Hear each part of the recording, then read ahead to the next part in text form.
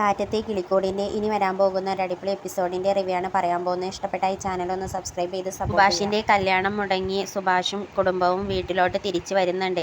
അങ്ങനെ അഭിനാഷിൻ്റെ കൂടെ അഭിനാഷിൻ്റെ വീട്ടിലോട്ട് പോകുകയാണ്. അഭിനാഷ് ചാന്ദിനിയോട് പറയുന്നുണ്ട് സുഭാഷേട്ടൻ്റെ കല്യാണം മുടങ്ങി എന്ന് പറയുകയാണ്. നീ സുഭാഷേട്ടന് ഒരു ചായ ഉണ്ടാക്കി കൊണ്ടുപോവാ എന്ന് പറയണം. ആ സമയത്ത് ചാന്ദിനി ചായ ഉണ്ടാക്കാൻ അകത്തോട്ടേക്ക് പോകുന്നു. അഭിനാഷ് സുഭാഷിനോട് പറയുന്നുണ്ട് സുഭാഷേട്ടൻ ഇവിടെ വന്നിരിക്കുക, അതെല്ലാം മറന്നേക്ക്. സുഭാഷ് പറയും ഇങ്ങനെയെല്ലാം നടക്കുമെന്ന് ഞാൻ ഒരിക്കലും വിചാരിച്ചില്ല. പിന്നീട് ചാന്ദിനി സുഭാഷിന് ചായ ഉണ്ടാക്കി കൊണ്ടുവന്ന് കൊടുക്കുന്നുണ്ട്. സങ്കടത്തോടു കൂടി ഇരിക്കുന്ന സുഭാഷിനെ ഇങ്ങനെ ചാന്ദിനി നോക്കുന്നുണ്ട്. അങ്ങനെ അഭിനാഷ് പറയുന്നുണ്ട് സുഭാഷേട്ട ഇപ്പോൾ ഈ ചായ കുടിക്ക്. സുഭാഷ് പറയും എനിക്ക് വലിയ പ്രശ്നമൊന്നുമില്ല, പക്ഷെ വീട്ടിലുള്ളവർക്കായിരിക്കും. അവരെ എല്ലാവരെയും കൂട്ടി ഞാൻ ആ പെൺകുട്ടിയുടെ വീട്ടിലോട്ട് പോയില്ലേ, അവരെല്ലാവരും വിചാരിച്ചിട്ടുണ്ടാകും ഇത് നല്ലതുപോലെ നടക്കുമെന്ന്. ഇപ്പോൾ ഇതും മുടങ്ങിപ്പോയതിൽ അവർക്കെല്ലാവർക്കും വിഷമമുണ്ടാകും. ആദ്യമേ അവരെല്ലാവരും പറഞ്ഞതാണ് ഈ കല്യാണം വേണ്ട എന്ന്. ഇതുവിൻ്റെ സങ്കടം കണ്ടിട്ടാണ് ഞാൻ ഇത് നടത്താൻ തീരുമാനിച്ചത്. അപ്പോൾ അഭിനാഷ് ചോദിക്കുകയാണ് അപ്പോൾ സുഭാഷ് ഏട്ടന് ഇതിൽ താല്പര്യമുണ്ടായിരുന്നില്ലേ എന്ന്.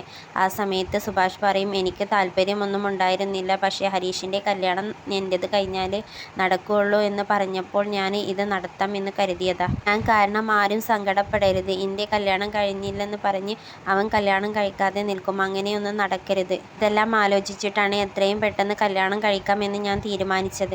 അഭിനാഷ് പറയും സുഭാഷേട്ടൻ സങ്കടപ്പെടാതെ ഇരിക്കെ, അവരും സങ്കടപ്പെടില്ല.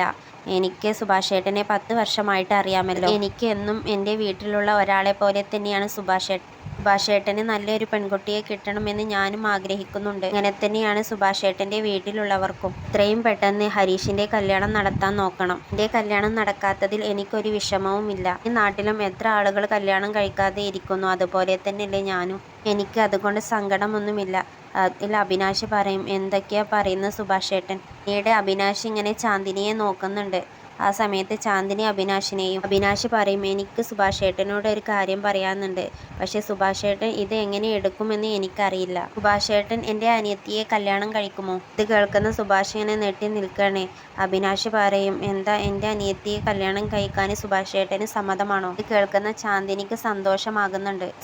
സുഭാഷേട്ടനെ പോലെ ഒരു നല്ല ആൾ എൻ്റെ അനിയത്തിയെ കല്യാണം കഴിച്ചാൽ അവൾ രക്ഷപ്പെടും. എൻ്റെ അനിയത്തി ചാന്ദിനിയെ കല്യാണം കഴിക്കുമോ?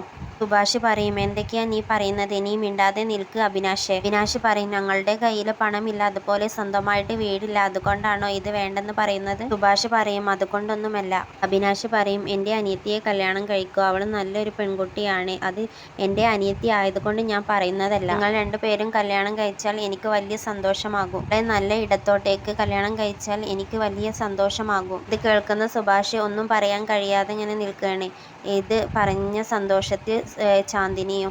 അഭിനാഷ് പറയും സുഭാഷേട്ടൻ ഒന്നും പറഞ്ഞില്ലല്ലോ, നല്ലോണം ആലോചിച്ചിട്ട് പറഞ്ഞാൽ മതി. ഇനി ഇത് വേണ്ടെന്ന് പറഞ്ഞാലും എനിക്ക് വലിയ പ്രശ്നമൊന്നുമില്ല. പിന്നീട് സുഭാഷ് ഇങ്ങനെ ചാന്ദിനിയെ നോക്കുന്നുണ്ട്. ആ സമയത്ത് ചാന്ദിനി ഇങ്ങനെ സുഭാഷിനോട് ചിരിക്കുകയാണ്. ചാന്ദിനി ചിരിച്ചുകൊണ്ട് അകത്തോട്ടേക്ക് ഓടിപ്പോകുന്നുണ്ട്. ആ സമയത്ത് സുഭാഷ് ഇങ്ങനെ മനസ്സിൽ കരുതുകയാണ് ഇനി അവൾക്കും എന്നോട് ഇഷ്ടമുണ്ടോ, അതുകൊണ്ടാണ് അവൾ ഇങ്ങനെ ചിരിക്കുന്നത്. പിന്നീട് കുറച്ച് നേരം സുഭാഷ് ഇങ്ങനെ ചിന്തിച്ചതിന് ശേഷം ചാന്ദിനിയെ നോക്കി സുഭാഷ് ഇങ്ങനെ ചിരിക്കുന്നുണ്ട്. അങ്ങനെ ചാന്ദിനിയും തിരിച്ച് സുഭാഷിനോട് ചിരിക്കുകയാണ്. സുഭാഷ് ഇങ്ങനെ ചിരിച്ചുകൊണ്ട് വീട്ടിലോട്ട് പോകുകയാണ്. ആ സമയത്ത് ചാന്ദിനിയെ ആദ്യമായി കണ്ടതെല്ലാം സുഭാഷ് ഇങ്ങനെ ചിന്തിക്കുകയാണ്. അഭിനാഷ് പറഞ്ഞതും ഇങ്ങനെ ചിന്തിക്കുകയാണ് എൻ്റെ അനിയത്തിയെ കല്യാണം കഴിക്കുക എന്ന്. ആ സമയത്ത് ചിരിച്ചുകൊണ്ട് അകത്തോട്ടേക്ക് പോയ ചാന്ദിനിയും എല്ലാം ആലോചിക്കുകയാണ്. സുഭാഷ് അങ്ങനെ ചിരിച്ചുകൊണ്ട് സുഭാഷ് ഇങ്ങനെ വീട്ടിലോട്ട് നടന്നു പോകുകയാണ്. വീട്ടിൽ അങ്ങോട്ടേക്കും ഇങ്ങോട്ടേക്കും നടക്കുകയാണ് നികേഷ്. ആ സമയത്ത് സുധീഷ് ചോദിക്കും എന്താടാ നിനക്ക് പറ്റിയതെന്ന്.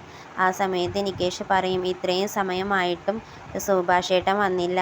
നിധി പറയും സുഭാഷേട്ടൻ വരുന്ന സമയത്ത് ഈ കല്യാണത്തെ പറ്റി ഈ നിശ്ചയത്തെ പറ്റി ഒന്നും ഇനി ആരും സംസാരിക്കാൻ നിൽക്കണ്ട. പിന്നെ സുഭാഷ് വീട്ടിലോട്ട് തിരിച്ചു വരുന്നുണ്ട്. ആ സമയത്ത് സുധീഷ് പറയും എന്താടാ സുഭാഷേട്ടൻ ചിരിച്ചുകൊണ്ടാണല്ലോ വരുന്നത്. സുധീഷ് പറയും സുഭാഷേട്ടൻ പിന്നെ നിന്നെ പോലെയാണോ എന്ന് ദേഷ്യപ്പെടുകയാണ്. ആ സമയത്ത് നിധി പറയും നിങ്ങളൊന്ന് ഈ സമയത്തെങ്കിലും ഒന്ന് ശബ്ദമില്ലാതെ ഇരിക്കുമോ?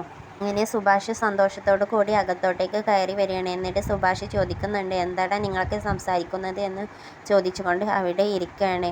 ആ സമയത്ത് സുഭാഷ് ഇങ്ങനെ ചിരിക്കുന്നൊക്കെ ഉണ്ട്. വളരെ സന്തോഷത്തിലായിരിക്കും. എല്ലാവരും ഇങ്ങനെ സുഭാഷിനെ തന്നെ നോക്കുകയാണ്. സുഭാഷ് ചോദിക്കും, എല്ലാവരും ഭക്ഷണം കഴിച്ചു എന്ന് ചോദിക്കുകയാണ്. ആ സമയത്ത് സുധീഷ് പറയും, ഇല്ല, ഞങ്ങൾ സുഭാഷ് ഏട്ടനെ കാത്തു നിൽക്കുകയായിരുന്നു. ആ സമയത്ത് സുഭാഷ് പറയും, ഞാൻ കുറച്ച് ലേറ്റ് ആവുമെന്ന് നിങ്ങൾക്കറിയില്ലേ, അപ്പോൾ നിങ്ങൾക്ക് ഭക്ഷണം കഴിച്ചുകൂടായിരുന്നോ എന്ന് ചോദിക്കുകയാണ്. എന്നിട്ട് സുഭാഷ് നിധിയോട് പറയുന്നുണ്ട്, എല്ലാവരും ഫുഡ് കഴിക്കുക, വരൂ എന്ന്. സന്തോഷത്തോടു കൂടി നിൽക്കുന്ന സുഭാഷിനെ കാണുന്ന ഇവർ അന്തം വിട്ട് നിൽക്കുകയാണ്. ആ സമയത്ത് സുധീഷ് ഇങ്ങനെ പറയും, എന്ത് പറ്റി സുഭാഷ് ഏട്ടന്? ഇതാണ് ഇനി വരാൻ പോകുന്ന ഒരു അടിപൊളി എപ്പിസോഡിൻ്റെ റിവ്യൂ. ഇത് ഇഷ്ടപ്പെട്ടിട്ടുണ്ടെങ്കിൽ ഈ ചാനൽ ഒന്ന് സബ്സ്ക്രൈബ് ചെയ്ത് സപ്പോർട്ട് ചെയ്യുക.